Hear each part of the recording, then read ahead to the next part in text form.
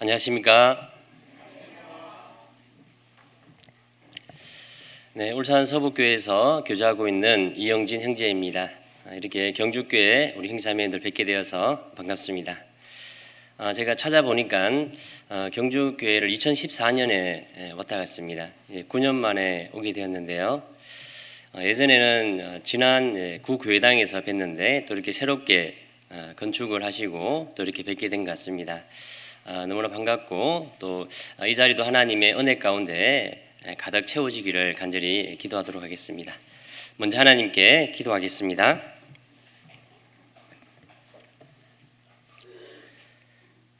사랑과 은혜가 많으신 고마우신 아버지 하나님 감사합니다. 세상에 있는 수많은 사람들 가운데 먼저 저희를 구원해 주시고 또 이렇게 주님의 몸된 교회 가운데 복음을 위하여 주를 위하여 살아갈 수 있도록 기회 주신 것 감사합니다. 주님 오실 날이 머지않은 이때에 더욱더 정신을 차리고 근신하여 깨어서 주님 만나기를 예비하는 지혜로운 삶을 살기를 원합니다.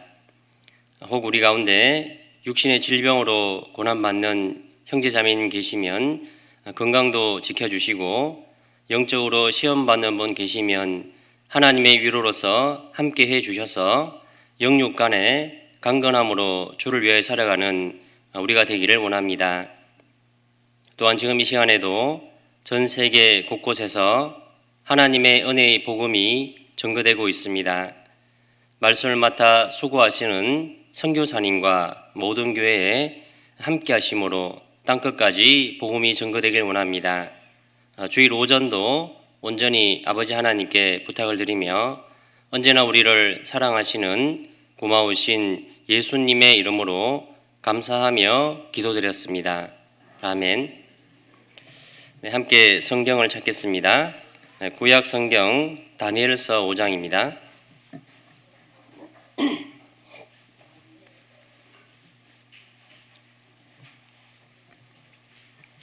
구약 가로성경 1240페이지 다니엘서 5장 1절로 4절입니다.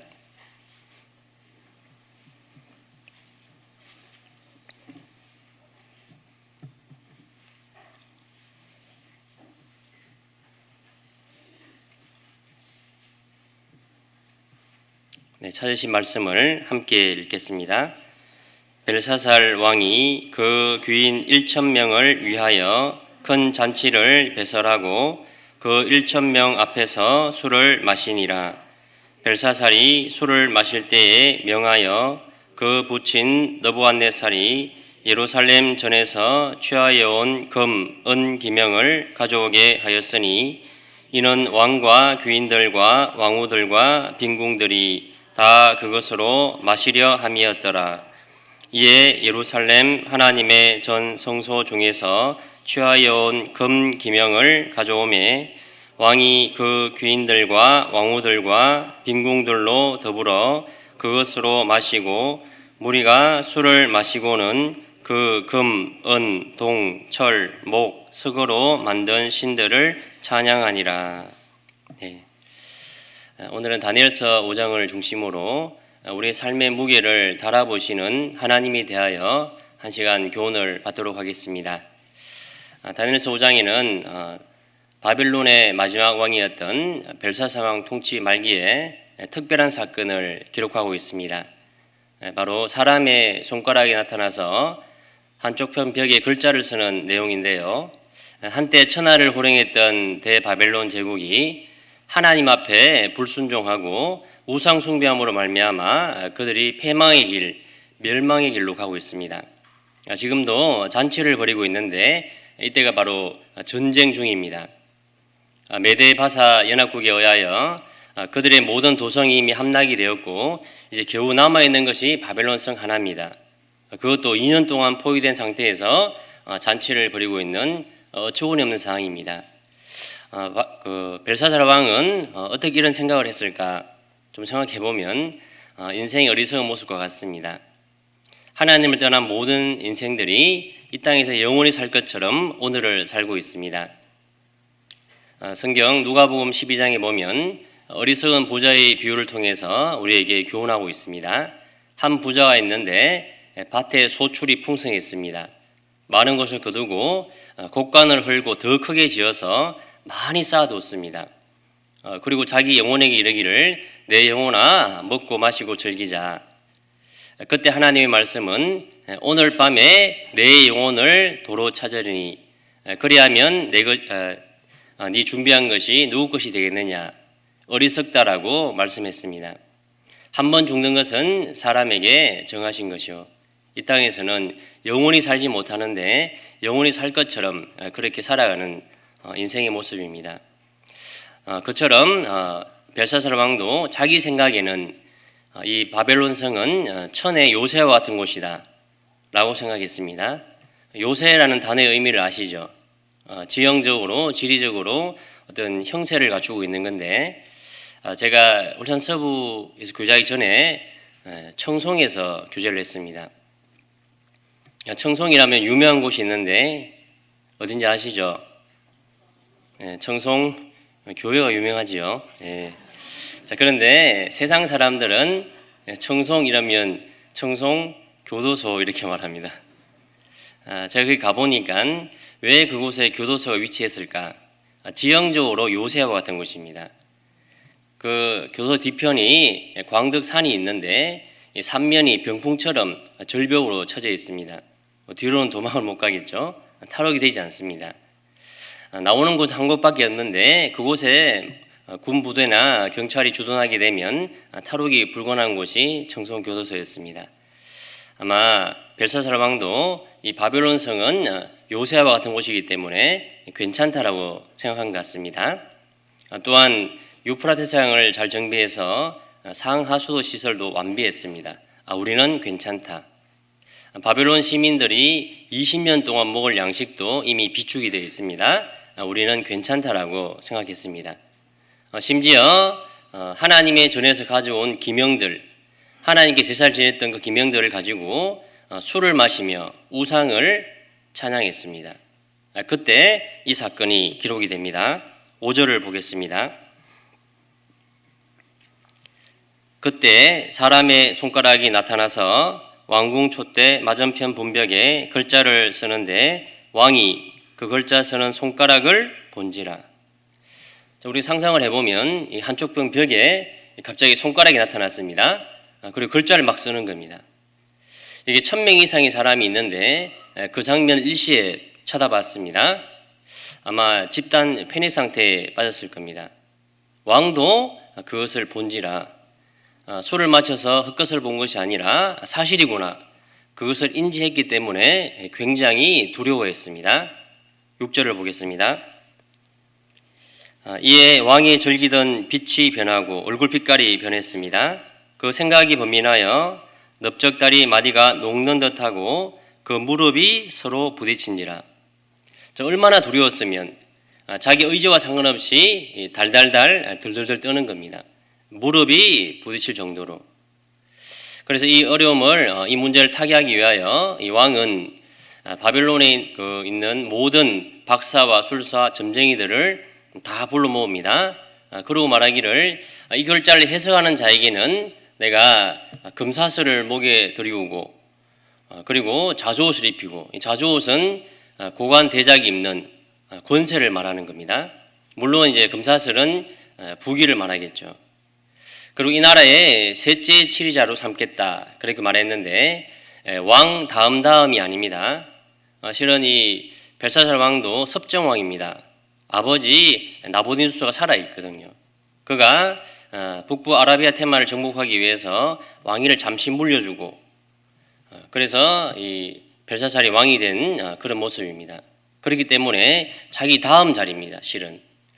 그래서 이 글자를 해석하게 되면 이 모든 걸 주겠다라고 말했는데 아무도 그 글자를 해석하지 못합니다. 그때 태우가 등장하고 어머니가 등장해서 부왕 느부갓네살 왕 때 이 부왕이라는 단어가 아버지가 아닙니다. 원어의 아브, 조상, 선조를 말하는데 실은 벨사살 왕의 외할아버지가 느부갓네살 왕입니다. 그때 신들의 영을 받은 사람이 있는데 그는 해석을 잘하고 의문을 파는 자다. 벨드사살 다니엘이라는 사람을 추천하게 됩니다. 그래서 왕은 다니엘을 부르고 동일한 조건을 제시하고 이 글자를 해석하기를 요구합니다. 찾아보겠습니다. 16절입니다. 내가 네게 대하여 들은즉 너는 해석을 잘하고 의문을 파한다 하도다. 그런즉 이제 내가 이 글을 읽고 그 해석을 내게 알게 하면 내게 자주옷을 입히고 금사슬을 내 목에 들이우고 너로 나라의 셋째 치리자를 삼으리라. 17절 다니엘이 왕에게 대답하여 가로되 왕의 예물은 왕이 스스로 취하시며 왕의 상급은 다른 사람에게 주옵소서. 그럴지라도 내가 왕을 위하여 이 글을 읽으며 그 해석을 아시게 하리이다.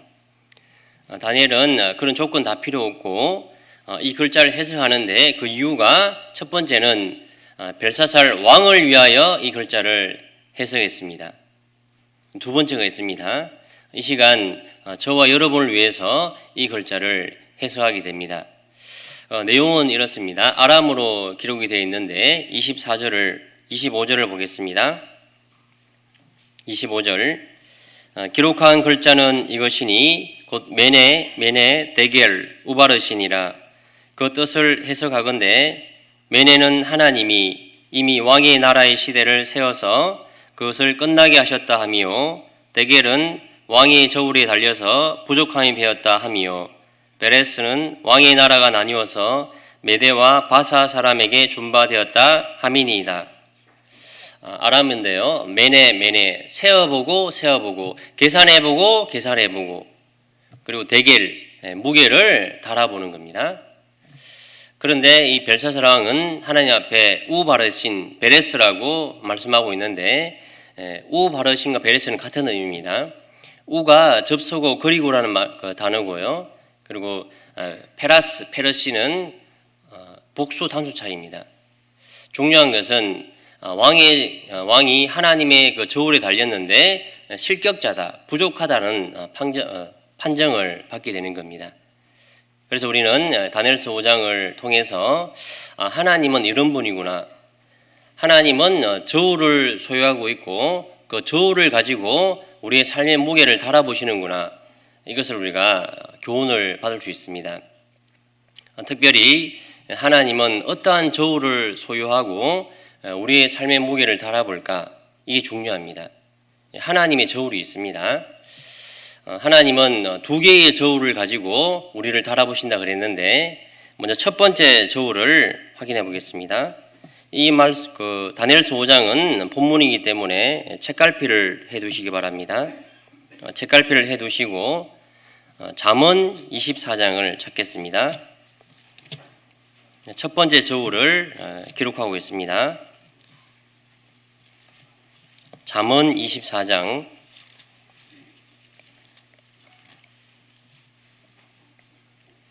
12절입니다. 구약 가로성경 936페이지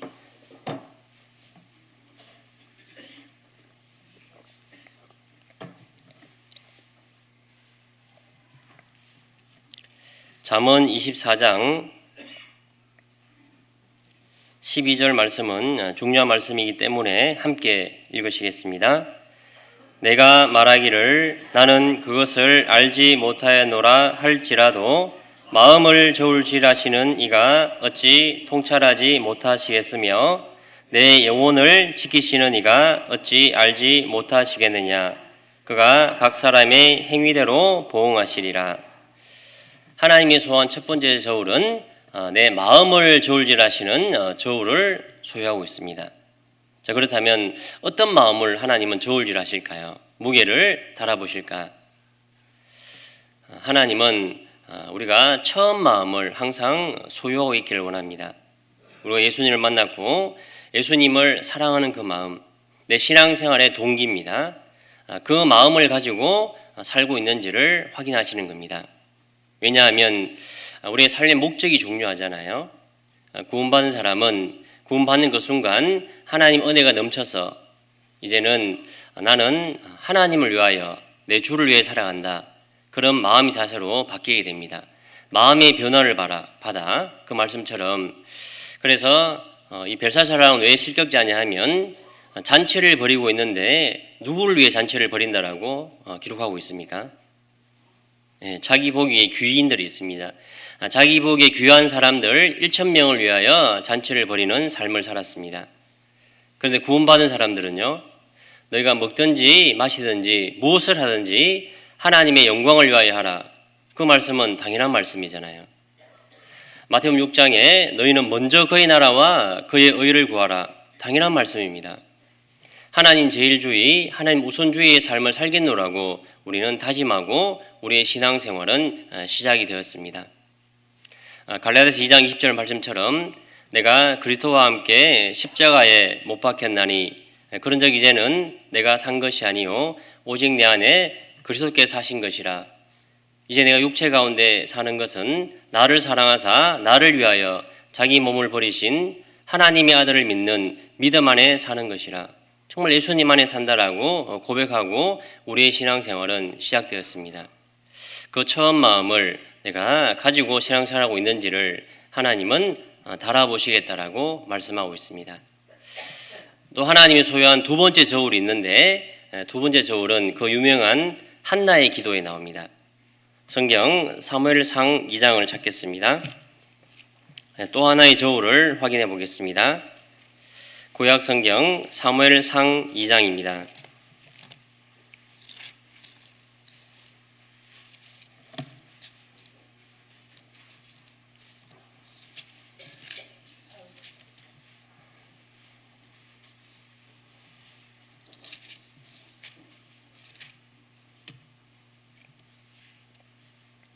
(3절) 구약 가로성경 409페이지 사무엘상 2장 3절입니다.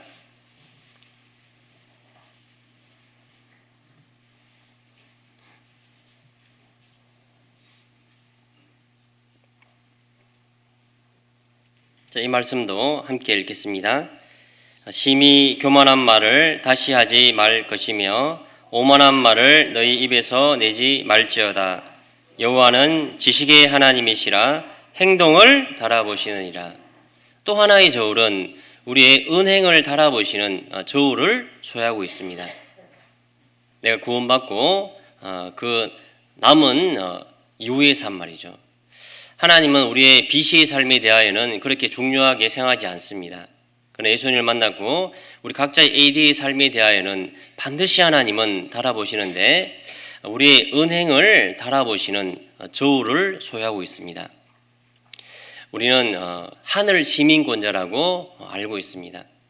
그렇기 때문에 하늘 시민권자는 하늘 언어를 사용해야 됩니다. 하늘 언어란 어떤 언어가 있을까요? 성경에는 우리가 쓰는 말들이 너무 중요합니다.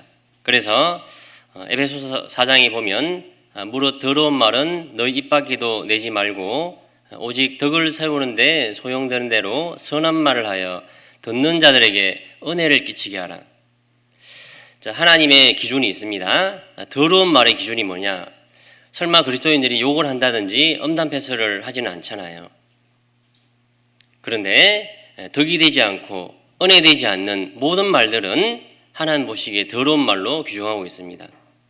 쓸데없는 농담이라든지 이런 것도 유익한 것이 아닙니다. 우리는 듣는 자들에게 은혜를 끼치고 살리고 위로가 되고 힘이 되는 말을 하는, 그게 바로 하늘 언어를 사용하는 겁니다. 과연 나는 내 일상의 삶 가운데 어떤 말들을 사용하고 있는지를 확인해 보셔야 됩니다. 왜냐하면 우리는 하나님이 우리에게 말씀하신 것은 우리는 그냥 이 땅에 사는 인생이 아니라 그리스도인입니다. 그리스도인은 하나님을 나타내는 사람이죠. 우리는 그리스도의 편지라고 말씀하고 있고 못 사람들이 알고 있는 바라 우리를 보고 있는 겁니다. 어떤 말을 쓰고 있는가, 그리고 행동에 책임을 지고 있는가. 내 행동에 따라서 어떤 분들은 내가 저렇기 때문에 내가 하나님 안 믿는다고, 교회 안 다니겠다라고 말하는 분 많습니다.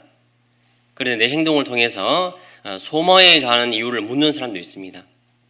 정말 저분이 저렇게 살아가는 그 원동력이 무엇인지, 분명히 어려운데 어렵다 말하지 않고 항상 소망 가운데 사는 그런 삶에 대하여 물어보는 겁니다. 그래서 우리는 내 행동에 대하여 반드시 책임을 져야 됩니다. 그래서 하나님은 두 가지 저울이 있다는 것을 아셔야 됩니다. 우리의 마음을 저울질하시는 저울을 가지고 있고, 또 우리의 언행을 저울질하는 저울을 소유하고 있습니다. 그래서 이 벨사살 왕은 하나님의 저울에 달렸는데 베레스라고 이렇게 판정이 났습니다. 그런데 성경에는 하나님의 저울에 달렸는데 정말 중한 삶을, 무거운 삶을 살았노라고. 이 무거운 삶이라는 것은 중심을 잘 잡는 겁니다. 정말 하나님 편에서 구원받은 사람답게 살아가는 그 삶에 대하여는 하나님이 반드시 칭찬하십니다. 그래서 성경에는 그런 남는 삶을, 칭찬받는 삶을 살은 그런 믿음의 선배들도 있기 때문에 우리는 그분들을 통해서 교훈을 받아야 됩니다. 많은 분들이 계시지만 이 시간 몇 분만 확인해 보려고 합니다. 첫 번째 인물이 바로 욥입니다. 욥은 하나님께 칭찬받는 남는 삶을 살았는데 그 이유가 중요한 것이 있습니다. 욥은 아는 자였습니다. 무엇을 알았냐 하면 하나님의 저울이 있는 거구나. 하나님의 저울을 인지하고 살아가는 사람, 반드시 내가 다릴 텐데 그것을 준비하는 삶을 살 수밖에 없는 겁니다. 하나님의 저울이 있습니다. 욥기 31장입니다.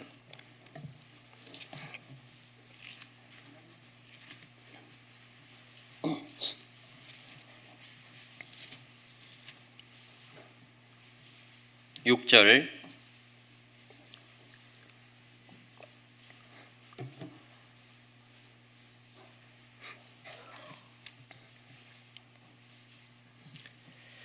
구약 가로성경 790페이지 욥기 31장 6절입니다. 그리하였으면 내가 공평한 저울에 달려서 하나님이 나의 정직함을 아시게 되기를 원하노라. 욥은 항상 원하는 게 있습니다.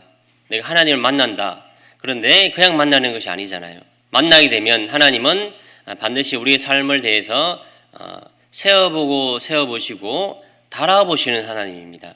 그래서 공평한 저울에 대해서 인지하고 살아가는, 내가 반드시 달릴 텐데 준비하는 삶을 욥은 살았습니다. 잘 아시는 것처럼 하나님 앞에 한날 천사들과 사단이 모였습니다. 그때 하나님은 사단에게 말하잖아요. 너가 우스 땅에 살고 있는 욥 봤냐고. 그와 같이 순전하고 정직하여 악에서 떠난 자가 없다고. 이처럼 하나님을 경외하는 자가 없노라고 자랑하는 하나님을 보게 됩니다. 참 그 장면을 보게 되면 참 우리는 부러움의 대상이잖아요. 야, 정말 하나님 자랑하는 사람도 있네. 내가 그런 사람이 돼야 되잖아요. 자, 그런데 사단이 말합니다. 하나님, 욥이 아무 까닭 없이 하나님을 경외하겠습니까? 하나님이 욥에게 많은 것을 줬기 때문에 받은 욥이 하나님께 반응하는 것 당연한 거 아닙니까? 자, 저울에 대해서 말씀드리고 있습니다. 저울은 무게를 달아보는 겁니다. 근데 무게를 달 때 무게를 더하는 것이 추입니다. 추를 한쪽 편에 잔뜩 올려놓으면 기운 쪽으로, 추가 많은 쪽으로 기울기를 가지게 됩니다. 이게 저울입니다. 사단은 하나님께 말합니다. 하나님이 욥에게 축복이라는 추를 잔뜩 올려놓으니까 무게중심이 하나님께 기우는 거 아닙니까? 만약에 그 추가 하나하나 내려온다라면 가벼워져 가지고 아마 하나님을 떠날 거라고 이렇게 이야기하죠. 찾아보겠습니다. 1장을 보겠습니다. 욥기 1장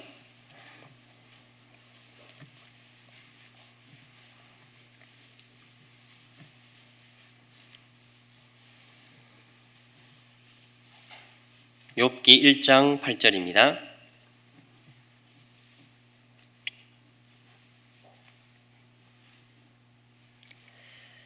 여호와께서 사단에게 이르시되 내가 내 종 욥을 유의하여 보았느냐.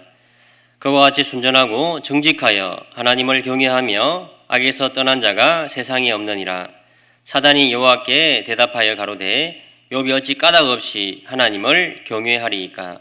주께서 그와 그 집과 그 모든 소유물을 산울로 두르심이 아니니까 주께서 그 손으로 하신 말을 복되게 하사 그 소유물로 땅에 널리게 하셨음이니이다. 하나님은 욥에게 많은 복을 준 것이 사실입니다. 특별히 원만한 가정을 돕고 원만한 가정이기 때문에 자녀를 낳았는데 자녀가 10명이나 됩니다. 다복했습니다. 특히 유대인들은 하나님 앞에 복을 많이 받는 것이 자녀라고 했습니다. 그래서 지역과는 다르지만 유대인들에게 자녀가 없으면 그는 저주받은 자로 불렸습니다. 그는 10자녀를 얻었기 때문에 얼마나 많은 복을 받았습니까? 그리고 경제적으로도 굉장한 부자입니다. 성경에 그냥 부자가 아니고 동방의 부자라고 기록하고 있습니다. 동방 아시아의 최고 부자입니다. 그만한 재산을 소유하고 있습니다. 이 모든 것들이 있기 때문에 하나님을 경외합니다. 그렇기 때문에 이것들이 하나 내려온다라면 하나님을 떠날 겁니다라고 사단은 이야기했습니다. 그래서 하나님이 허락하여서 축복의 추들이 하나하나 내려올 때 우리는 주목해야 됩니다. 과연 욥의 저울은 기울기를 어떻게 하고 있는가? 첫 번째 떨어지는 추가 바로 축복 재물이라는 추가 떨어지게 됩니다. 동방의 부자인데 한날 그 모든 재산이 다 날아가 버립니다. 서바 사람 이웃에서 와가지고 소와 나귀를 빼앗아가고 종을 죽였습니다. 그리고 하늘에서 불이 내려와서 양과 종을 살라버렸습니다. 갈대아 사람이 올라와서 또 약대를 빼앗아가고 종을 죽였습니다. 그 시대 짐승과 종은 재물입니다. 재산입니다. 한날 그 모든 것이 다 이루어졌습니다. 욥 성경에 나온 인물이기 때문에 괜찮을까요? 우리는 생각해야 됩니다. 우리도 성경을 통해서 돈은 일만하게 뿌리가 되고 하나님과 재물을 겸하여 승릴 수 없다라고 배웠습니다. 그렇게 배웠지만 우리 삶 가운데 경제라는 추는 굉장히 무겁잖아요. 왜 우리가 구원받고 주님 안에 올인하지 못할까? 왜 세상과 교회 가운데 양다리를 걸치고 살아가고 있을까요? 경제라는 추는 굉장히 무겁기 때문입니다. 그런데 그 추가 내려왔을 때 욥의 저울은 미동하지도 않습니다. 그래서 연이어 또 내려오는 축복의 추가 말씀드린 것처럼 10자녀가 한날 다 죽습니다. 장자의 집에 자녀들이 모였습니다. 아마 잔치를 벌인 것 같습니다. 태풍이 불어와가지고 그 집이 무너져서 다 죽었습니다. 이런 소식을 접했을 때 욥의 마음이 어땠을까요? 이런 성경 말씀에 보면 너희는 여호와의 책을 자세히 읽어보라. 그 말씀은 이 성경의 단어를 자세히 읽으라는 뜻이 아닙니다. 지금 욥의 마음을 좀 알겠냐는 겁니다. 욥의 찢어지는 그 마음, 자식이 죽었는데 10자녀가 동시에 죽는 그 아픔을 알겠냐라고 말씀하는 거죠. 그때 욥은 머리를 땅에 박고 옷을 찢습니다. 유대인들이 참난될 때, 특히 예수님께서 내가 하나님 아들이라고 고백할 때 그때 세상에 옷을 찢잖아요. 그런 이제 풍습이 있는 겁니다. 옷을 찢었습니다. 그 극도의 괴로움을 표현했습니다. 자, 여기 보겠습니다. 20절 욥이 일어나 겉옷을 찢고 머리털을 밀고 땅에 엎드려 경배하며 가로되. 자, 아마 이 장면을 마귀의 옆에서 봤을 때 이 사단이 어떤 마음이었을까요? 야, 드디어 욥이 하나님을 떠나가겠다. 드디어 이 상황에서 반드시 하나님을 욕할 거라고 아마 기대가 엄청났을 겁니다. 근데 욥의 고백은 이렇습니다. 가로되 내가 모태에서 적신이 나와싸운즉 또한 적신이 그리로 돌아가올지라. 주신 자도 여호와시오 취하신 자도 여호와시오니 여호와의 이름이 찬송을 받으실지니이다 하고 놀라운 고백을 한 겁니다. 우리에게도 자녀들이 있습니다. 저도 아들이 2명 있는데 이 아이들을 다른 아이들과 비교하지 않습니다. 객관적으로 다른 아이들이 더 이제 공부도 잘하고 착하고 말씀도 부모의 말을 잘 듣고 객관적으로 뛰어나다 할지라도 다른 아이와 제 아이는 비교하지 않습니다. 그 이유는 딱 한 가지입니다. 그 아이는 저를 닮았기 때문입니다. 그래서 가장 귀하고 마음이 가는. 그런데 그 아이들이 보세요. 우리 생각해 보면 아이가 아플 때 말이죠. 정말 인간의 무능력함을 경험합니다. 내가 정말 대신 아파줄 수도 없고 앓고 있는 그 아이의 마음을 그 아픔을 보면서 내가 몇 배나 더 아픈 그게 부모 자식 간의 관계잖아요. 그런데 그 아이가 한 명도 아니고 10명이 죽었습니다. 굉장한 고통 가운데 있을 때 욥은 이렇게 고백하는 겁니다. 우리는 성경을 통해서 내 믿음을 확인해 봐야 됩니다. 과연 나는 어쩔까? 제가 이런 이야기 들었습니다. 우리 교회 가운데 있는 일입니다. 어느 지역에 그 집사님 가정인데요. 자매 그 딸이 있는데 딸이 결혼을 앞두고 있습니다. 구원받은 자매입니다. 날짜를 잡았고 마지막으로 그 직장에서 업무 인계를 하기 위해서 인계를 하고 돌아오는 길에 교통사고 났습니다. 소천을 했습니다. 그 소식을 접했던 그 교회 목사님과 임원들이 어떻게 할 줄을 몰랐습니다. 소식을 접했기 때문에 병원에 가야 되는 겁니다. 가서 유가족들을 위로해야 되는데 도대체 어떤 말로 위로해야 될까? 황망하다는 표현이 맞을 겁니다. 그런데 시간은 점점 다가왔고 가야 됩니다. 굉장히 무거운 마음으로 그 장례식장으로 가게 됩니다. 그런데 놀라운 것은 그 집사님의 그 고백이었습니다.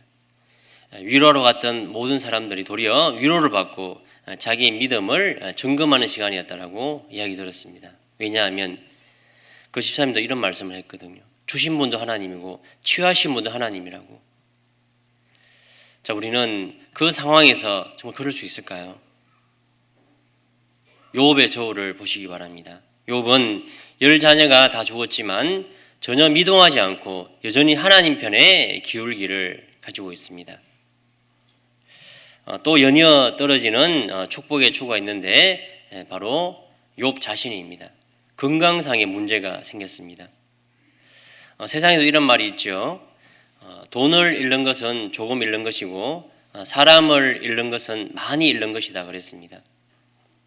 그런데 건강을 잃어버리는 것은 전부를 잃어버리는 겁니다. 왜냐하면 건강하기만 하면 열심히 일하면 되잖아요. 건강하기만 하면 어쨌든 내 가정을 다시 회복할 수 있거든요. 그런데 건강을 잃었습니다. 의욕이 상실됩니다. 욥은 지금 머리부터 발끝까지 악창이 돋았습니다. 피부병의 이제 그런 질환을 볼 수 있는데 온몸을 기와로 막 긁고 있는, 동방이 부자였고 가정이 단란했고 10자녀가 있는, 누가 봐도 행복한 그런 삶을 살다가 완전히 망해버렸습니다. 비참하게도 자기 몸을 긁고 있는, 그런데 항상 내 편이 되고 나를 위로하는, 다른 사람은 다 오해하더라도 항상 힘내라고 응원하는 사람이 가족이잖아요. 특히 그 남편과 아내 함께 험난한 이제 인생을 살아가는 그 내 편인데 아내가 지금 말하기를 그래도 당신의 순전을 지키는요, 하나님을 욕하고 죽어라, 이렇게 이야기합니다. 아마 사단은 어떤 생각을 했을까요? 저 말을 욥이 해야 되는데 이럴 땐 이런 말 해야 되는 거 아니냐고 아마 그런 생각을 했을 겁니다. 욥은 이렇게 말합니다. 2장 7절부터 제가 읽어보겠습니다. 사단이 이에 여호와 앞에서 물러가서 욥을 쳐서 그 발바닥에서 정수리까지 악창이 나게 한지라. 욥이 제 가운데 앉아서 기와 조각을 가져다가 몸을 긁고 있더니 그 아내가 그에게 이르되 당신이 그래도 자기의 순전을 굳게 지키느뇨 하나님을 욕하고 죽어라. 자, 이때 말입니다. 이때 욥의 저울을 우리가 봐야 됩니다. 정말 그 무기 중심이 흔들려서 마귀 편으로, 사단 편으로 기우는지 자세히 보면 여전히 하나님께 기울기를 가지고 있습니다. 그 이유가 나오잖아요. 10절입니다. 그가 이르되 그대의 말이 어리석은 여자 중 하나의 말 같도다. 우리가 하나님께 복을 받았은즉 재앙도 받지 아니하겠느냐 하고 이 모든 일에 욥이 입술로 범죄치 아니하니라. 그대의 말이 어리석은 여자의 하나의 말 같도다. 자, 이 표현은 우리로 적용하면 구원 안 받은 자처럼 말하지 말라는 겁니다. 구원 받았지 않냐고. 만약에 구원 안 받고 재산 잃고 자녀 죽고 병 들었으면 얼마나 비참합니까? 희망이 없는 겁니다. 구원 받았지 않냐고. 하나님 우리에게 복을 줄 수 있지만 그 여러 가지 잡다한 복보다 더 중요한 게 있지 않냐고. 여러분 보십시오. 이 추라는 것은 무게를 더하는 거라 그랬습니다. 일반적으로 생각해 보면 여러 가지 추들이 내려갈 때 분명히 어떤 것이 있기 때문에 그 중심이 기울기를 찾고 있지 않을까요? 과연 욥에게는 어떤 추가 남아 있길래 다른 추들이 내려갈 때도 전혀 미동하지 않는 그런 중심을 잡을 수 있을까요? 분명히 추가 있기 때문입니다. 그게 바로 구원의 추입니다. 이같이 큰 구원을 등한히 어찌 피하리요? 이같이 큰 구원이라고 말할 수 있는 분들은 구원받은 사람이잖아요. 구원 안 받은 사람은 구원의 가치를 모릅니다. 우리가 생각해 보면 예수님께 나를 위해 죽어주시라고 부탁한 적이 있습니까? 그런데 예수님은 나를 위해 죽으셨고 십자가에 피름을 다 쏟았고 하신 말씀이 다 이루었다 그랬습니다. 우리를 향한 사랑을 십자가에서 확정했습니다. 그것도 우리가 잘 섬겨서가 아니잖아요. 우리가 죄인 되었을 때 우리를 향한 사랑이라 그랬습니다. 그 놀라운 사랑, 그 십자가의 사랑을 우리가 정말 아는 자라면 그 어떤 추와 비교되지 않는 진정한 무게를 가지지 않을까요? 그리고 추를 만들 때도 재료라는 게 있습니다. 금속이나 이런 걸로 추를 만들겠지만 구원의 추는 재질이 다릅니다. 성경은 그 재질이 예수 그리스도의 심장이라고 말하고 있습니다. 예수님의 마음으로 예수님 피와 눈물로 만든 게 구원의 추입니다. 그렇기 때문에 어떤 추와 비교되지 않는 진정한 무게를 가지고 있습니다. 욥의 저울에는 구원의 추가 있었기 때문입니다. 그리고 또 한 사람을 소개하려고 하는데요. 아브라함입니다. 아브라함. 그런데 욥의 저울에는 축복의 추가 잔뜩 올려져 있다가 내려왔을 때 그 중심을 본다라면 아브라함은 좀 반대입니다. 반대쪽에 고통의 추가 막 떨어지는데 고통의 추가 막 떨어지면 기울기 이렇게 돼야 되는데 아브라함의 저울은 여전히 기울기를 하나님 편에 우편에 두고 있습니다. 그래서 우리는 아브라함의 저울을 확인해야 됩니다. 창세기 22장을 찾겠습니다.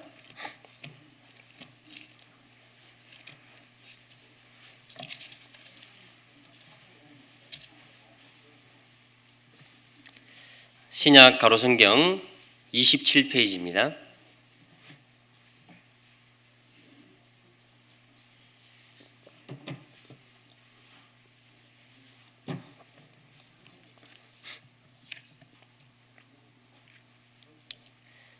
창세기 22장 1절을 제가 읽겠습니다.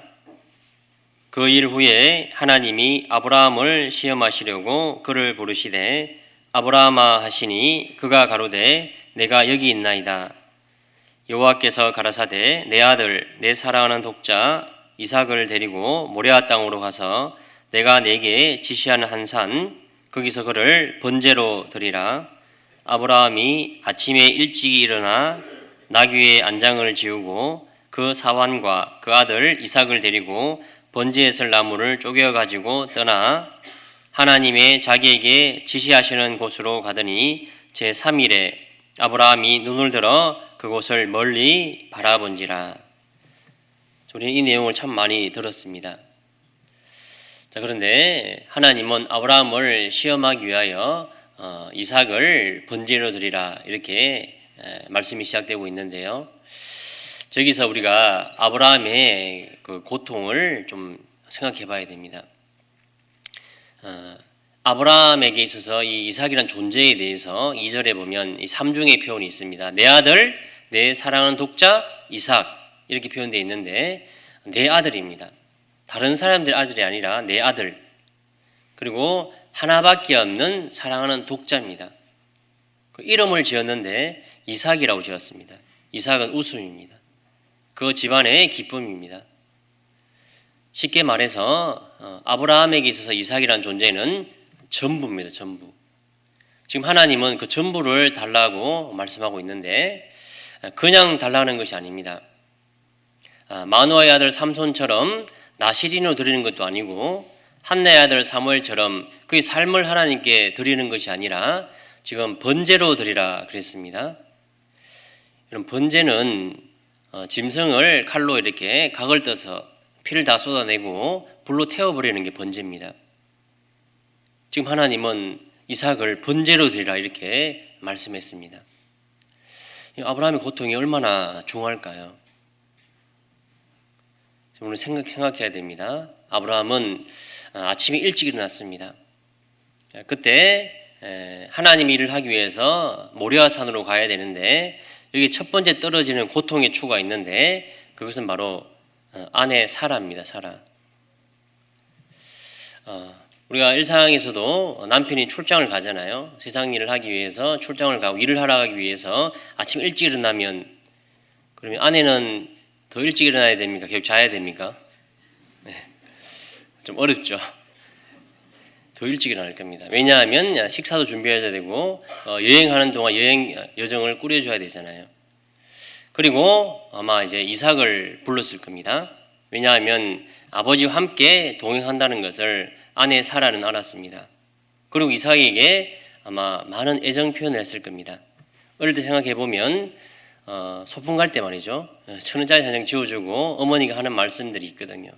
찾아오지 말고 싸우지 말고 선생님 말 잘 듣고 막 이런 이야기를 하잖아요. 그걸 남편인 아브라함이 지켜봤지 않겠습니까? 그 아들을 향한 그 사라의 그 어머니의 그 마음. 자, 그런데 지금 아브라함은 어디 가야 되죠? 아브라함이 가는 목적이 있거든요. 아브라함은 하나님의 명령을 쫓아서 순종했습니다. 자, 그런데 중요한 것은 정말 사라를 생각한다라면 그 길을 갈 수 있을까요? 만약에 하나님 일을 하고 돌아왔을 때 아내 사라가 누굴 찾을까요? 이삭 어디 갔냐고 묻지 않겠습니까?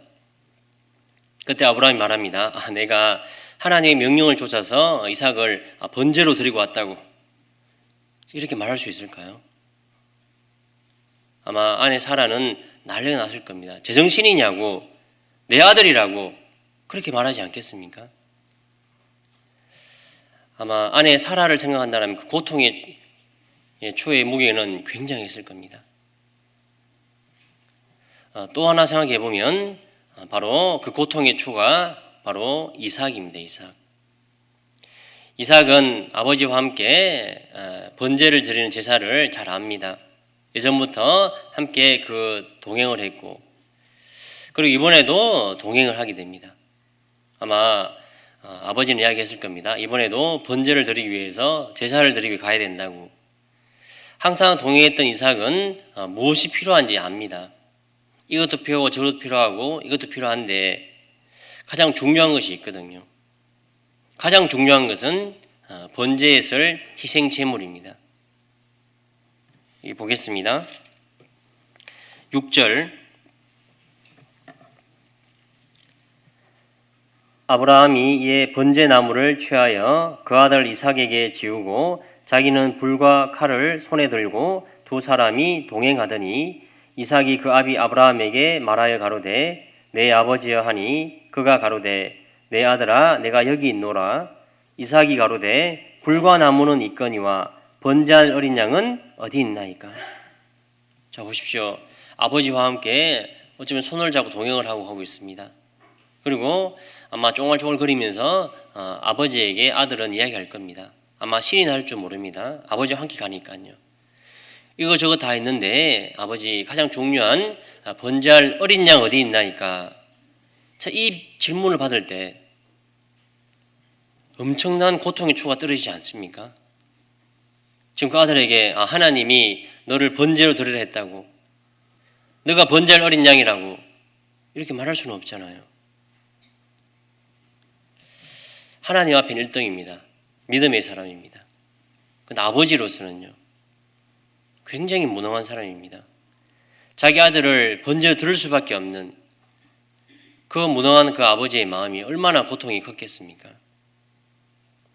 이 상황만 생각한다라면, 내 아들만 생각한다라면 그 길을 가기 쉽지 않습니다.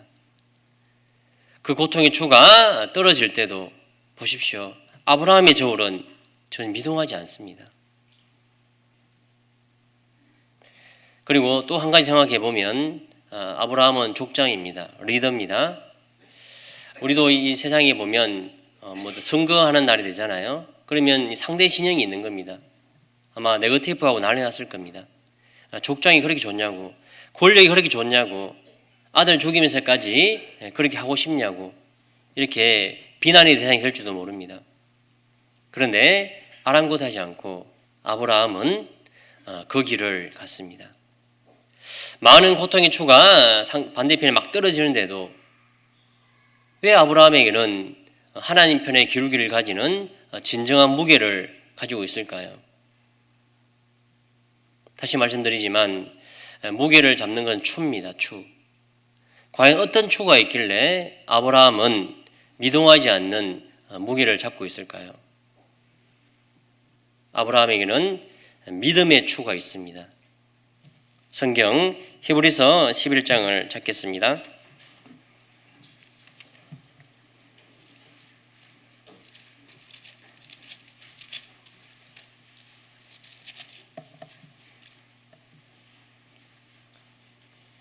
신약 가로성경 365페이지 히브리서 11장 18절입니다. 17절을 보겠습니다. 히브리서 11장 17절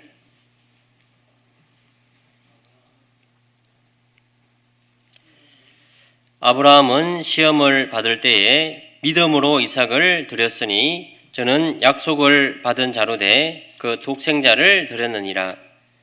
저에게 이미 말씀하시기를 내 자손이라 칭할 자는 이삭으로 말미암았으리라 하셨으니.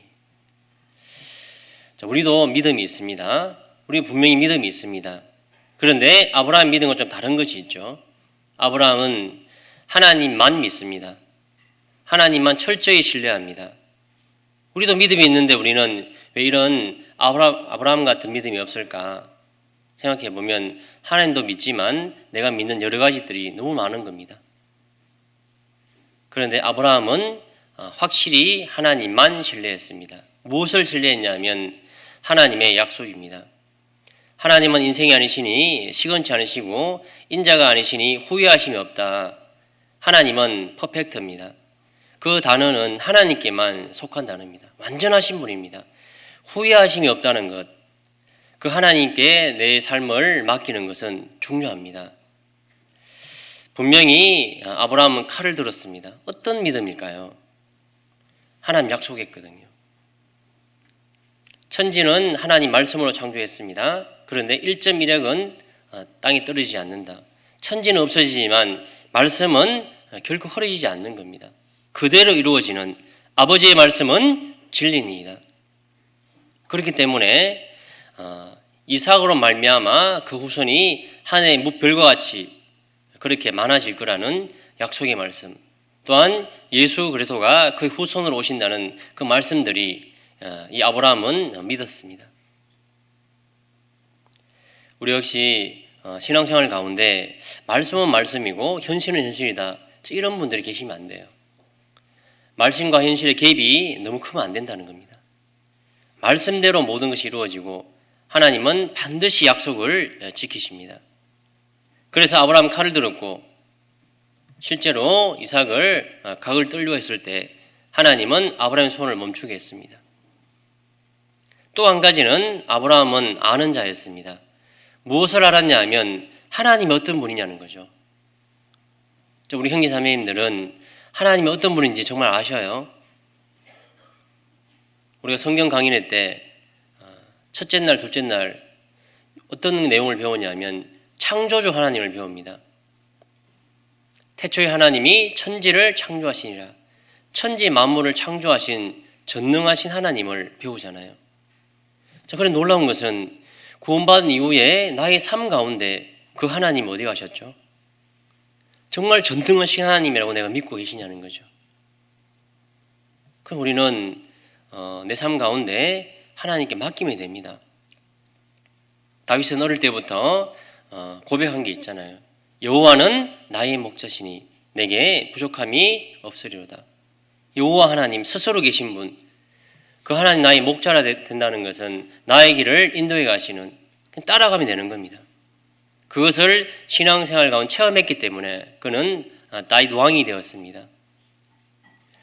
우리도 하나님 말씀을 철저히 신뢰하는 가운데 하나님 어떤 분인지 알아야 됩니다. 하나님, 나와 같은 인생이 아닙니다. 하나님은 대저 생명의 원천이 주께 있다. 생명을 만드시는 분이 하나님입니다. 그렇다면 다시 살리는 분도 하나님이죠. 다윗은 알았습니다. 아브라함은 알았습니다. 여기 보시면 19절에 저가 하나님이 능히 죽은 자 가운데서 다시 살리실 줄로 생각한지라 비유컨대 죽은 자 가운데서 도로 받은 것이니라. 만일 내가 칼을 들어서 각을 뜬다면 하나님 다시 살릴 거라고. 그런 믿음이 아브라함에 있었습니다. 그래서 어떤 고통의 주가 떨어진다 할지라도 비교되지 않는 그 무게를 가지고 하나님 편에 지금 기울기를 가지고 있습니다. 자, 보십시오. 우리 형제자매님들도 나에게 하나님 허락하는 복들이 있을 겁니다. 그 다양한 복이 혹시 없다 할지라도 욥의 구원의 추를 생각해 보시기 바랍니다. 내 인생 가운데 남은 삶 가운데 때로는 폭풍이 몰아치고 오르막이 있고 험난한 삶이 있다 할지라도 그 고통보다 중요한 것은 그 믿음의 추를 가지고 우리의 남은 신앙생활을 해야 됩니다. 과연 나에게 그 구원의 추, 믿음의 추를 내가 소유하고 신앙생활하고 있는지를 우리는 확인해야 됩니다. 하나님의 저울이 있습니다. 우리는 반드시 그 저울에 달리게 될 겁니다. 그래서 우리의 삶은 무게 있는 삶을 살기 위해서 우리는 노력해야 됩니다. 성경에는 기록되지 않지만 많은 무게 있는 삶을 살았던 그런 분들이 있었기 때문에 우리에게 이 복음이 전해졌습니다. 혹시 서울에 가면 양화진이라는 곳이 있는데 가보셨는지 모르겠습니다. 그 양화진은 공동 묘지가 있습니다. 물론 일반인들의 묘지가 아니라 외국인 선교사들이 이 땅에 와서 그곳에 묻혀 있습니다. 왜 그들은 이 조선이란 나라, 사실 100년 전만 하더라도 우리나라는 매력적인 나라가 아닙니다. 어쩌면 그들을 보기에 미개한 나라입니다. 근데 그들이 혼자 온 것도 아니고 온 가족을 다 대동해서 왜 이 땅에 왔을까요? 그 태평양을 건너와서 왜 그곳에 묻혀 있을까? 그들은 우리에게 말하는 겁니다. 진짜 인생은 이런 거라고, 구원받은 사람들에게 진짜 무게 있는 삶은 이런 거라고 말해주고 있는 겁니다. 거기 가면요, 장난치는 사람 없습니다. 웃는 사람 없습니다. 그 고요속이 외치는 강렬한 외침, 나는 이렇게 살았노라고 그들은 말하고 있거든요. 비문을 세웠던 그 돌덩어리보다 더 무게 있는 삶을 살았노라고 그들은 외치고 있습니다. 많은 비문이 있고 그게 마지막 남기는 말들이 있을 겁니다. 제가 기억나는 사람이 있는데 25세의 여선교사입니다.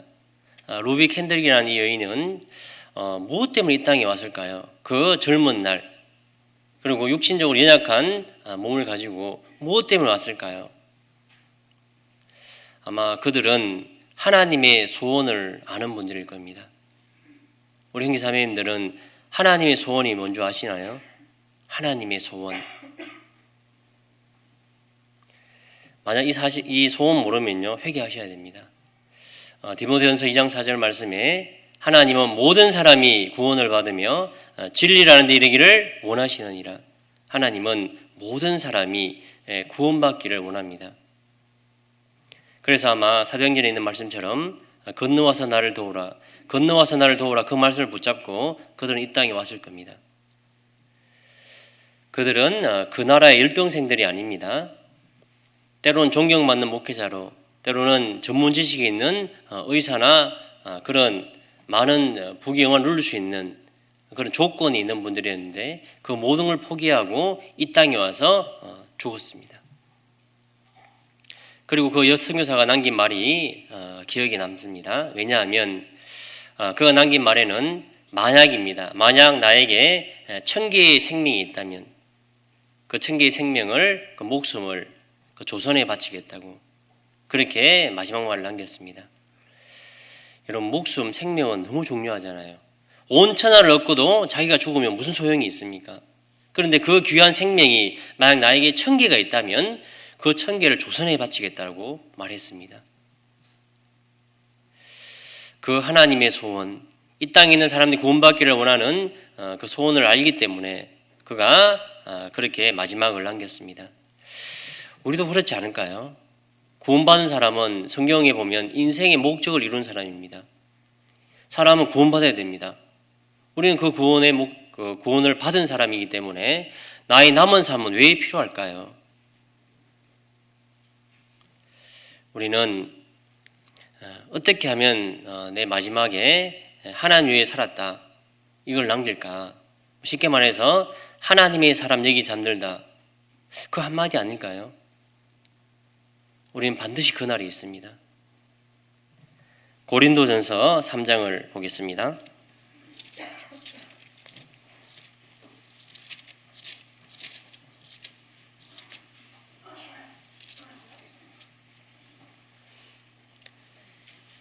신약 가로성경 266페이지 고린도전서 3장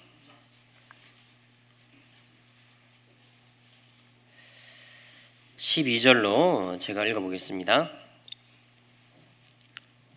고린도전서 3장 12절 만일 누구든지 금이나 은이나 보석이나 나무나 풀이나 지푸로 이 터 위에 세우면 각각 공력이 나타날 터인데 그날이 공력을 밝히리니 이는 불로 나타내고 그 불이 각 사람의 공력이 어떠한 것을 시험할 것임이니라.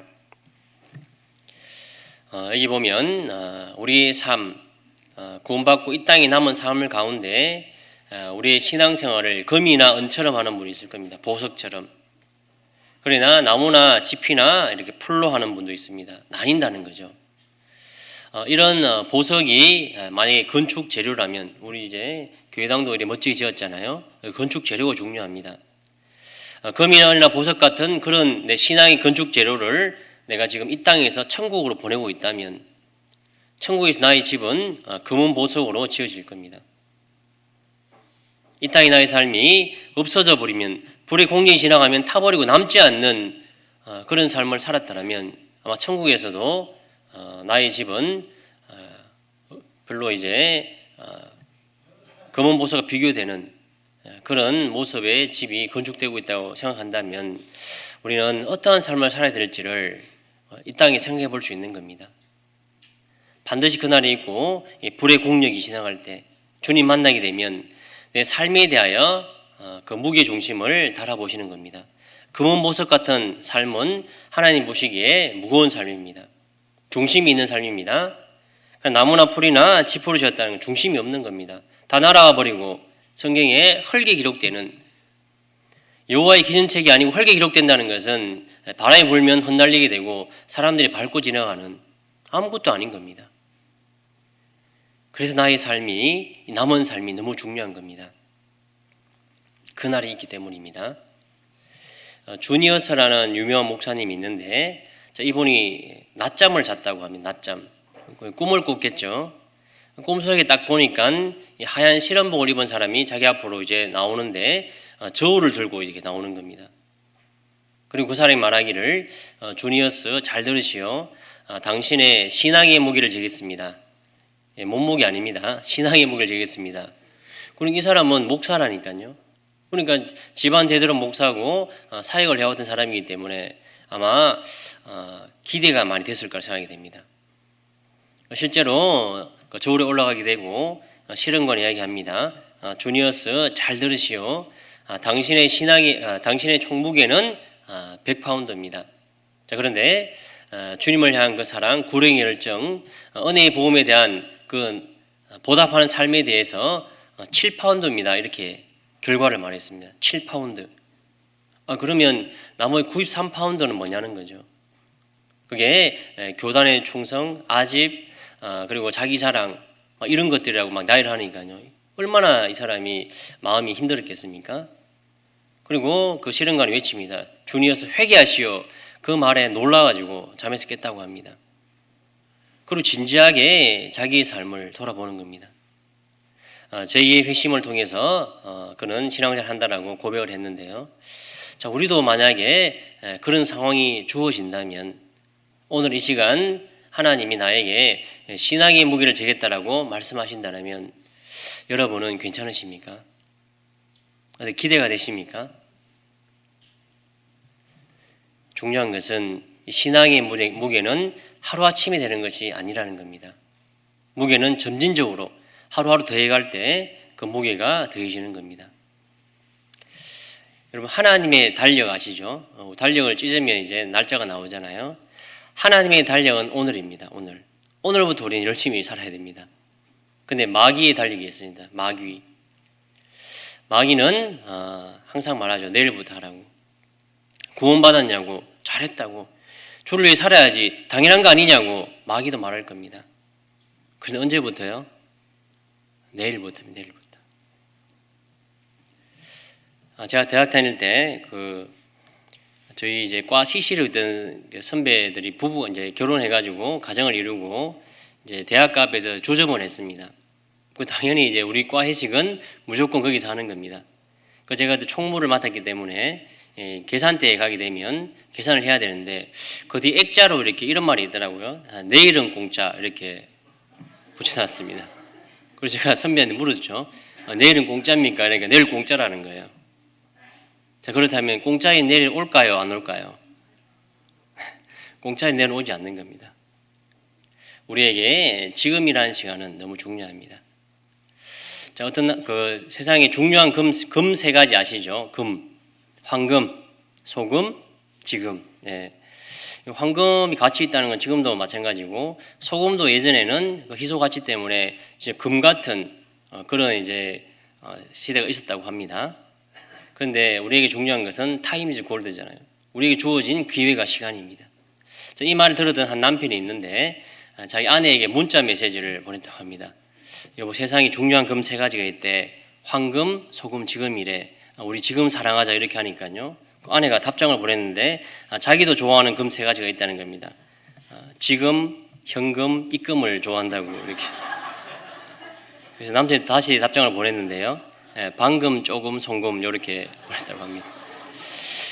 자, 중요한 것은 오늘이라는 시간이 우리에게 중요합니다. 오늘의 무게를 더해가야겠습니다. 다시 다니엘서 5장을 보겠습니다. 왜 하나님은 벨사살 왕에게 우바르신 베레스라고 했는지 교훈을 받아야겠습니다. 다니엘서 5장입니다.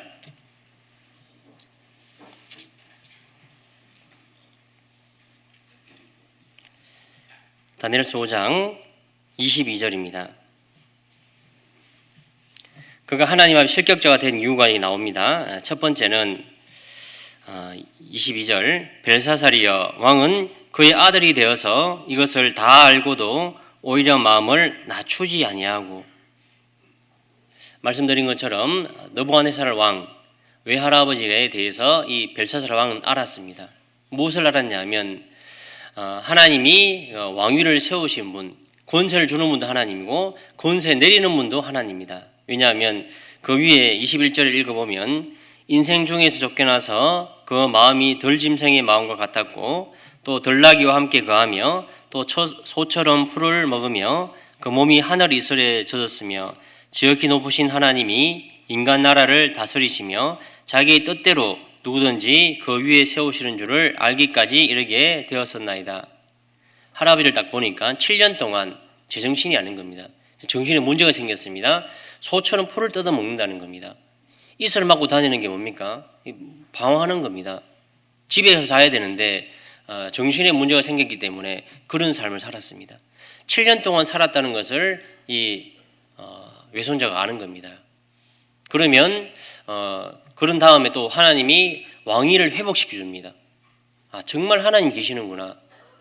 다니엘 3장에 보면 다니엘의 세 친구가 나오잖아요. 사드락, 메삭, 아벳느고가 그 풀무불 가운데 있을 때 그때 하나님의 은혜가 있었고 머리카락 하나 거스르지 않고 그렇게 나올 때 느부갓네살 왕이 조서를 꾸밉니다. 조서. 쉽게 말하면 공문을 이제 만들어서 왕의 직인을 딱 찍어서 전도에 배포했습니다. 사드락, 메삭, 아벳느고의 하나님을 설만에 이긴 자는, 우습게 이기고 기만하는 자는 그 집을 쪼개버리고 그림토로 만들어버리겠다. 사시는 하나님이라고 고백했습니다. 그것을 공문을 만들었기 때문에 이 벨사살 왕은 다 안다는 겁니다. 즉 알고서도 하는 짓는 죄, 성경에는 고범죄는 하나님 반드시 징계하시잖아요. 알고 짓는 죄에 대해서 우리는 두려워하셔야 됩니다. 모를 때는요, 그럴 수 있거든요. 잘 모르니까. 그런데 알고 짓는 죄는 많이 맞을 것이요 하나님이 말씀하셨습니다. 누가복음 12장을 찾겠습니다.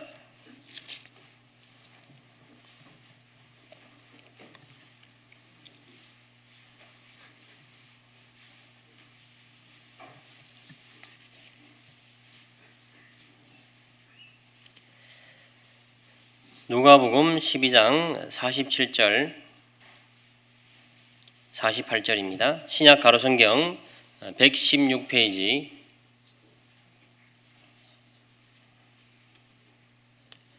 누가복음 12장 47절 48절은 중요한 말씀입니다. 함께 읽겠습니다. 주인의 뜻을 알고도 예비치 아니하고 그 뜻대로 행치 아니한 종은 많이 맞을 것이요 알지 못하고 맞을 일을 행한 종은 적게 맞으리라. 무릇 많이 받은 자에게는 많이 찾을 것이요 많이 맡은 자에게는 많이 달라 할 것이니라. 주인의 뜻을 알고도, 자, 우리는 구원을 받았다는 것은 이제는 나는 이것은 내 것가 아니라는 겁니다. 소유격을 분명히 하셔야 됩니다. 너희는 너희 것이 아니라 값으로 산 것이 되었으니, 우리는 물건을 사게 되면, 내가 돈을 주게 되면 이게 내 거가 됩니다. 예수님이 피로써 엄청난 대가를 이사야 40장에는 배나 갚았다. 그런 대가를 지불함으로 말미암아 우리가 이제는 하나님의 거가 됩니다. 내 거가 아닌데 내 것처럼 사는 거 잘못된 거잖아요. 여러분, 소유격이 중요합니다. 확실히 내 거가 아닌 거 아는 사람은 조심하잖아요. 내 거는요, 내 마음대로 합니다. 혹시 야구 선수인데요, 장훈이라는 선수를 아시는? 장훈. 아마 이분은 우리나라 사람이지만 일본에서 야구 생활을 오래 했습니다. 일본 프로야구 선수였는데 그분의 별명이 안타 제조기입니다. 3085개를 쳤기 때문에 많은 사람들에게 기억되는, 그분이 이제 일화 가운데 유명한 일화가 있는데요, 장애를 극복한 케이스로 유명합니다. 왜냐하면 야구를 그렇게 좋아했는데 어릴 때 화덕에 손을 넣어서 오른손이 장애를 입었습니다. 보통 그만둬야 되잖아요. 근데 야구를 너무 좋아하셔가지고 왼손으로 전향하게 됩니다. 아주 훌륭한 분으로 이제 소개가 되는데, 우리에게 더 중요한 것은요, 이분이 일본에서 야구 생활을 했기 때문에 일본에서 많은 그 유혹을 하게 됩니다. 일본으로 귀화하라고 이렇게 유혹하죠. 그래서 일본인이 하게 되면 당신에게 많은 지원을 해주겠다고 돈을 이야기하는 겁니다. 많은 돈을 이제 보여주면서 일본으로 귀화하게 되면 주겠다고, 그런 유혹도 해보고 때로는 위협도 합니다. 당신 외국인인데 이 땅에서 야구 계속하려면 일본으로 귀화해야 된다고 그렇게 위협도 하지만 이분이 아랑곳하지 않고 끝까지 자기는 조선 사람이라고 이렇게 이야기합니다. 자, 이 이야기를 들었던 일본 사람들이 반응이 어땠을까요? 나는 끝까지 조선 사람이라고, 한국 사람이라고 이야기한다면 일본 사람들이 좋아할 리가 없잖아요. 실제로 이제 타석에 서게 됩니다. 근데 일본 사람들이 이제 그 장훈 선수가 나오면 야유를 하겠죠. 경기를 할 수 없을 정도로 그렇게 야유를 보내니까 일단은 이제 대기석에 가게 됩니다. 그리고 좀 잠잠해지니까 다시 타석에 서게 되고, 일본 투수가 던지기 전에 이 장훈 선수가 외치는 게 있습니다. 와타시와 한국구진 데스. 강구구진 데스 이렇게 외쳤습니다. 나는 조선 사람이라고 그렇게 이야기하는 겁니다. 그리고 야구 투수가 던졌는데 어떻게 됐을까요? 상상하신 대로 예상하신 대로 장외 홈런을 치게 됩니다. 그리고 1루를 지나고 2루를 지나고 3루를 지나고 홈으로 들어올 때 아마 장내는 찬물을 끼얹는 것처럼 그런 이제 모습이었을 겁니다. 근데 우리가 봤을 때 정말 굉장한 거잖아요. 그 어떤 위협과 유혹을 뿌리치고 끝까지 내가 내 소속을 확실히 밝히는, 우리가 좀 생각해 보면 우리도 신앙의 타석이 있을 겁니다. 마귀가 공을 던질 때 우리 어떻게 말해야 되죠? 와타시와 크리찬데스 이렇게 외쳐야 되잖아요. 그리고 만약에 공을 던졌는데 홈런을 쳤습니다. 1루를 지나고 2루를 지나고 3루를 지나서 홈이 왔을 때 말이죠. 그때 누군가 기다리지 않을까요? 누가 기다리실까요? 우리 주님이 기다립니다. 그리고 우리가 뭐라 말씀하실까요? 아마 고맙다고, 정말 잘했다고, 끝까지 그 믿음을 지켜서 고맙다고 그렇게 말하지 않을까요? 요한계시록에는 우리의 모든 눈에 눈물을 씻기시고 고난을 종식을 선포하시는 하나님을, 그 주님을 우리가 만난다고 되어 있습니다. 우리가 소속을 분명히 하셔야 됩니다. 우리가 그리스도인이라면 정말 하나님 편에 서서 신앙생활을 해야 됩니다. 알고도 하나님 앞에 범죄하면 반드시 하나님은 많이 맞을 것이요, 나는 이제 내 거가 아니고 하나님 거라는 것을 반드시 기억해야겠습니다. 그리고 하나님 가장 싫어하는 죄, 성경에 벨사사라 왕은 하나님의 전에서 가져온 기명들을 가지고 거기에 수를 따라서 우상을 찬양했습니다. 우상을 찬양하는 죄를 하나님의 영적인 간음죄라고 말씀했거든요. 간음죄 아시잖아요. 남편과 아내가 있는데 다른 건 다 이해하고 용서할 수 있습니다. 근데 간음죄는 용서가 안 돼요. 왜 그러냐면 믿음을 배반한 겁니다.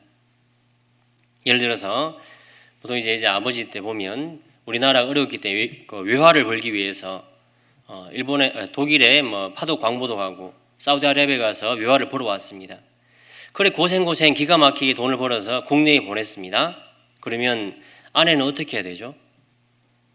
그 고생한 돈을 내가 받아가지고 내 가정을, 제 아이들 잘 양육하고 남편이 돌아올 때를 기다리는, 준비하는 삶을 살아야 될 텐데 그 돈으로 만약에 다른 남자를 만나고 다니고 그렇게 사용하고 쓴다라면 아마 같이 못 사는 겁니다. 믿음을 배반했습니다. 어떤 아내가 있는데 정말 어려운 시절 말이죠. 여러분, 조강지처 할 때 조자가 술찌김이 좁니다. 술찌김을 먹을 정도로 그렇게 가난하고 어려울 때 그 남편의 입신양면을 위해서 헌신했던 아내가 있는데 만약에 내가 그 남편이 성공을 했습니다. 그런데 그 아내를 버리면요, 그 1000번 안 받겠냐고요. 내가 정말 어려울 때, 지옥갈 운명 가했을 때, 그때 주님 나를 찾아오셨고 나를 구원하셨는데 내가 하나님보다, 내 주님보다 더 사랑하고 더 마음 뺏기고 그런 것이 있다면 영적인 간음죄입니다. 알고도 짓고 간음죄를 지으면 하나님 앞에 베레스, 우바르시네라고 이렇게 말씀하고 있는 겁니다. 그래서 우리는 신앙의 무게를 더해가기 위해서요, 그럼 하나님은 어떤 걸 무겁다 하시는가, 내 신앙의 무게를 더하는 방법이 무엇인지를 우리는 항상 배우잖아요. 하나님 무겁다는 것을 우리는 내가 항상 마음을 가지고 그것을 가지길 원해야 됩니다. 보십시오. 하나님은 천지를 말씀으로 창조했습니다. 말씀의 무게가 굉장합니다. 말씀을 가진 자, 사실은 대단한 사람이죠. 우리 삶 가운데 항상 기준이 말씀이 돼야 됩니다. 그 말씀이 있냐고. 우리 처음에 그랬잖아요. 구원 받고 난 뒤에 그 성경이 나오냐고. 왜냐하면 하나님 말씀이기 때문에 말씀에 순종하기를 원했습니다. 우리 삶의 잣대가, 기준이 말씀이 돼야 됩니다. 하나님 말씀은 정리합니다. 그래서 여기 신명기 찾아보겠습니다. 신명기 25장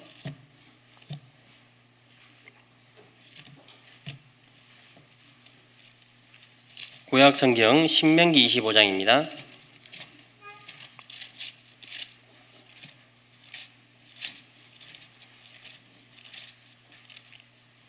13절 구약 가로성경 300페이지입니다.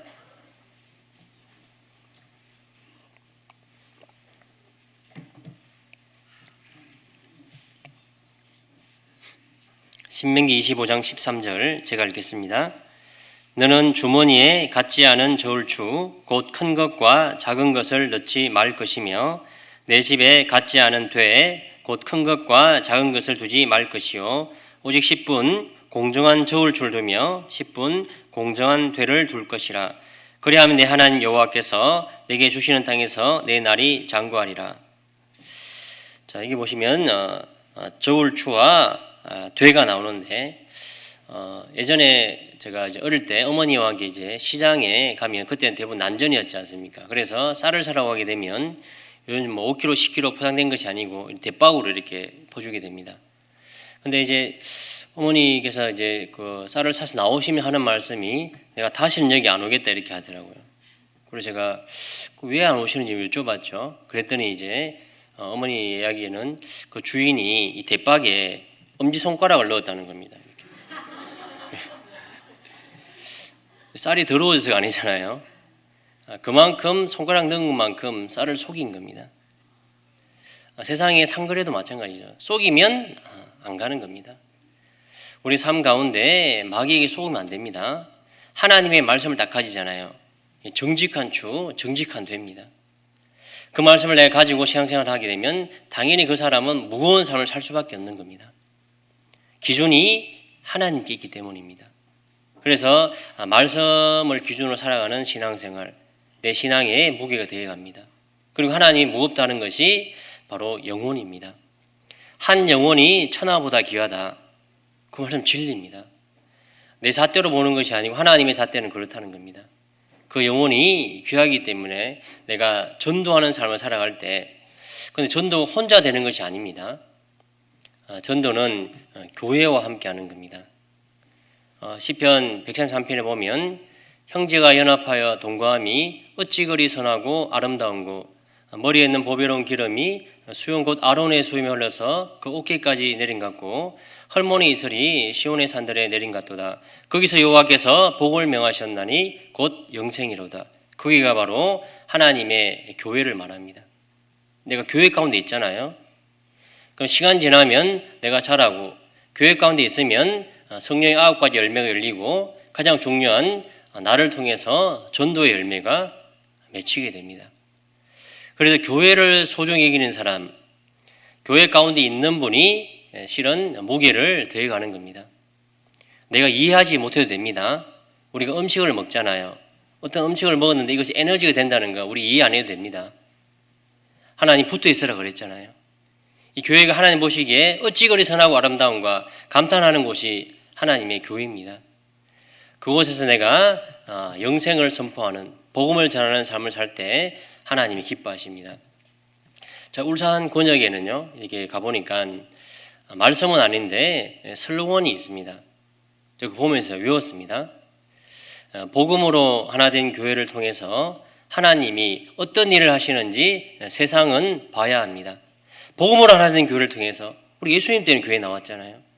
예수님 때문에 우리가 남은 삶이 있는 겁니다. 그 복음으로 하나 된 교회를 통해서 하나님이 어떤 일을 하시는지 세상에는 마귀가 있고 또 이 주변에 많은 구원 안 받은 사람들이 있는 겁니다. 그들이 우리 경주교회를 보면서 어떤 생각을 해야 될까요? 하나님 계시는구나. 하나님 계시는구나. 네, 거기 속해야 되는구나. 어떤 일을 하시는지 세상은 봐야 합니다. 그랬잖아요. 우리에게 심장은 중요합니다. 심정지를 하면 사람이 죽잖아요. 이 심장이 뛰는 걸 박동이라는데 중요하지만 그렇게 세상에 영향을 주지 못합니다. 그런데 아십니까? 여기 있는 수십 개의 심장이 동시에 뛸 때 그건 박동이 아닙니다. 그곳을 진동시킨다라고 말씀하고 있습니다. 사도행전 4장을 보겠습니다.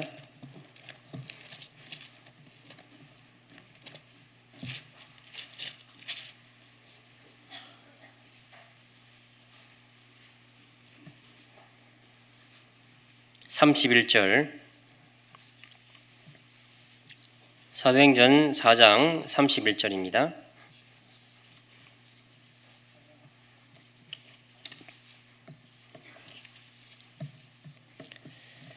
신약 가로성경 193페이지 사도행전 4장 31절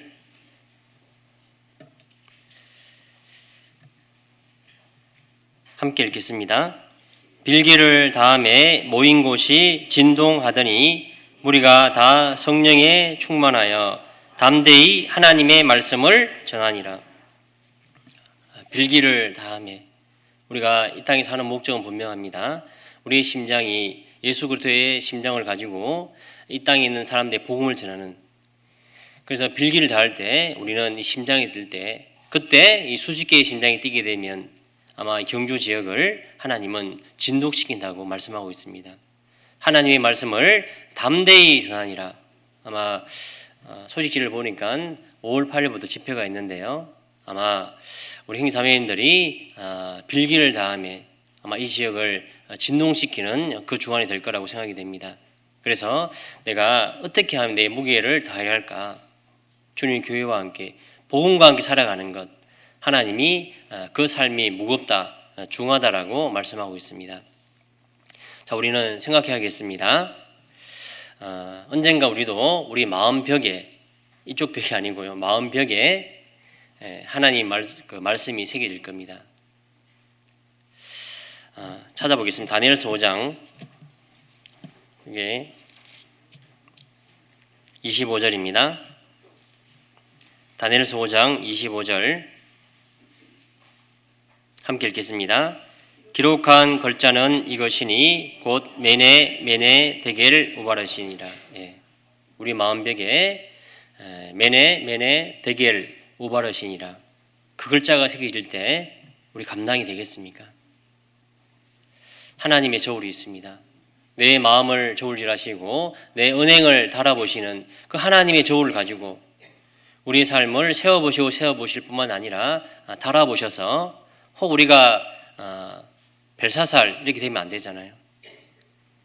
하나님 편에 무기 중심을 잡고 있는 구원의 추와 그리고 믿음의 추를 소유하고 우리가 주님 만날 때 주님 우리에게 착하고 충성된 종이라고 칭찬받는 그런 무게 있는 삶을 살다가 주님을 만나야겠습니다.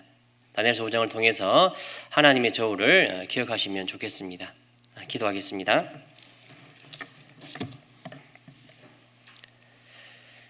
사랑과 은혜가 많으신 고마우신 아버지 하나님 감사합니다. 천지 만물을 창조하신 하나님을 아버지라 부를 수 있도록 저에게 귀한 권세를 주심을 감사합니다. 이 땅에 사는 동안에도 하나님의 자녀답게 살 수 있도록 우리 삶을 지도해 주시고, 특별히 다니엘서 5장을 통해서 하나님의 저울을 인지하며 살아갈 수 있도록 도와주시길 원합니다. 이 지역에 주님 몸된 교회인 경주교회를 세워주시고 담임 목사님을 중심으로 우리 형제자매님들이 일심으로 하나가 되어서 합력하여 선을 이루는 하나님 보시기에 아름다운 경주교회가 되기를 간절히 원합니다. 오후에 남아있는 모든 일정도 언제나 아버지 하나님께 부탁을 드리며 언제나 우리를 사랑하시는 고마우신 예수님의 이름으로 감사하며 기도드렸습니다. 아멘.